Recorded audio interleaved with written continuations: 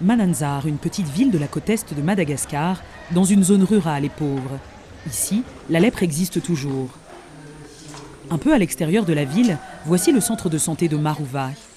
Ici, les lépreux se font soigner gratuitement, mais peu de gens sont bien informés sur la lèpre, une maladie de la peau qui peut attaquer gravement les nerfs si elle n'est pas soignée à temps. La lèpre, c'est une maladie qui provoque une mutilation au niveau du visage, des mains, des pieds. Donc, comme les malades ne sentent rien, donc ils se blessent facilement. La lèpre n'est plus contagieuse si le patient a entamé un traitement. Pourtant, beaucoup de lépreux sont rejetés par leur famille. Les gens ont peur de cette maladie, c'est vraiment dur. Ce qui est triste, c'est le fait d'être rejeté et si on meurt, on ne peut même pas être enterré dans le tombeau familial. Ça fait vraiment de la peine. Je préfère être ici, au centre, pour éviter qu'on dise que je suis fou ou que je me drogue. Je préfère rester ici pour me faire soigner et pouvoir dire après que je suis sain et en forme. En 40 ans, beaucoup de progrès ont été accomplis, mais la lèpre n'a pas été éliminée dans le monde. Il faut sensibiliser les gens bien portants au sort de ces malades à l'autre bout du monde. C'est vrai qu'on ne peut travailler que parce qu'il y a un grand élan de solidarité qui se fait entre la France et Madagascar et qui va permettre d'amener les médicaments, les traitements et les moyens financiers pour bien prendre en charge les cas de lèpre à Madagascar. Alors la Fondation Raoul Follereau va appuyer des centres comme celui de Marouvaï. Il y en a une quarantaine à travers la grande île. Et également appuyer le ministère de la Santé. Notre plus grand partenaire, c'est le ministère de la Santé malgache. Avec le ministère, on va essayer de faire que partout, dans tous les postes de santé, il y en a plus de 2400 à travers l'île, que partout il y ait quelqu'un qui soit capable de suspecter la lèpre.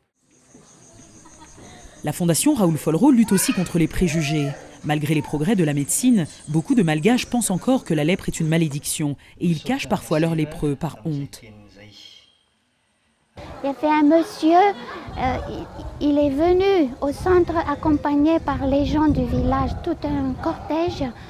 Et alors, il était enveloppé dans un tissu très sale. Moi, j'ai cru que, excusez-moi, que c'était un cochon. Mais non, c'était un être humain, mais sauf qu'il était tout tordu parce qu'il avait la lèpre. Mais alors, en arrivant ici, on l'a pris, nous l'avons soigné et après, il ne pouvait même pas marcher, il était à 4 pattes. Et quelques semaines après, il était debout. Clarette a 14 ans, elle vit au centre de Marouva pour se faire soigner de la lèpre. Sa maladie ne l'empêche pas de continuer à étudier avec les autres enfants valides. Ses mains et ses pieds sont mutilés. Elle vit dans cette chambre avec 2 autres femmes.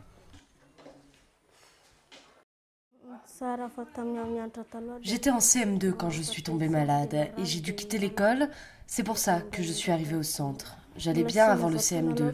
J'ai pas encore l'habitude des gens du centre. Je ne les connais pas encore bien, mais quand on aura l'habitude de se côtoyer, je pense que je les aimerai bien.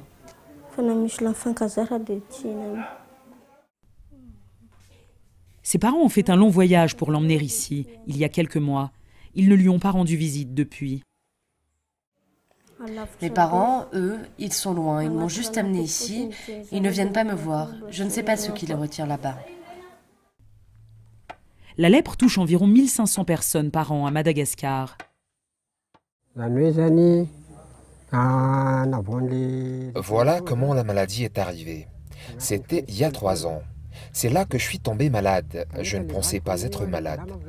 J'ai 7 filles et pas de garçons, alors ma priorité c'était d'abord de les élever, de m'occuper d'elles. Puis, ma femme qui était malade est morte. Ma maladie à moi s'est aggravée, elle s'est implantée dans mon corps. Mais mes filles avaient déjà grandi, elles sont toutes mariées. Elles ont trouvé une place, un foyer, elles n'habitent plus à la maison. Mais finalement, une de mes filles a bien voulu s'occuper de moi et m'aider à me faire soigner. Elle m'a dit « Viens avec moi papa, on va au centre de Marouvaï pour que tu te fasses soigner. » Et c'est comme ça que je suis arrivé ici.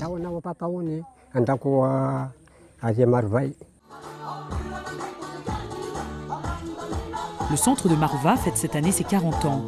Il a été réhabilité en partie grâce aux dons étrangers. Aujourd'hui, c'est un centre de référence qui parvient à guérir et réinsérer les lépreux dans la société.